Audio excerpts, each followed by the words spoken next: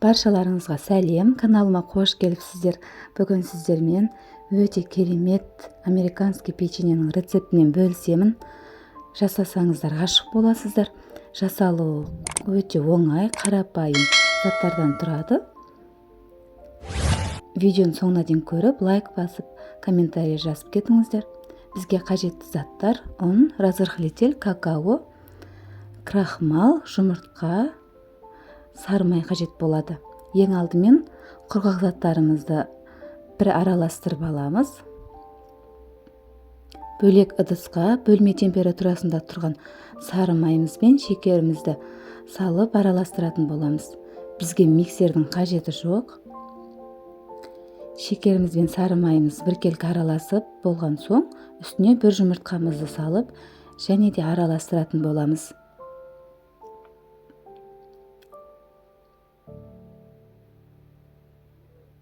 Жұмыртқамызды толықтай еріген соң, үстінен ұнымызды жаңағы какао барлығын електен өткізіп салатын боламыз.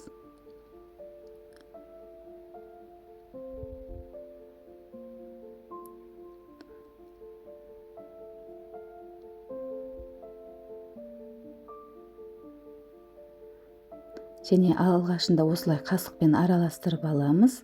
Сосын начинкасын салатын боламыз. Шоколад немесе жаңғақ, мейіз қалауларыңыз бойынша салсаңыздар болады. Сосын қолымызбен жұмсақ қамыр илейміз. Мөлшерінен артық ұн қосудың қажеті жоқ. Қамырымыз қатты болып қалуы мүмкін. Міне дәл осылай қамыр илеп аламыз.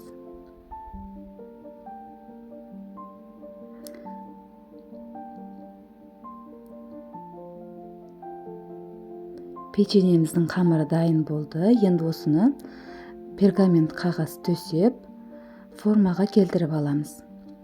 Яғни домалақтап аламыз. Менде 23 штук шықты. Сіздер мөлшерін өздеріңіз білесіздер. Үлкен немесе орташа қылып алсаңыздар болады. Барлығы біркелкі көрінсе әдемі болады. Енді осыны пісірместен бұрын мұздатқышқа 30 минутқа қойып аламыз. Сосын қызып тұрған пеште 180 градуста 20-25 минуттан пісіретін боламыз. Біздің печеньеміз дайын, өте дәмді болып шықты және қытырлақ американский печеньеміз дайын. Сіздер де жасап көріңіздер. Және каналыма тіркеліп, лайк басып қолдап кетіңіздер. Ас болсын.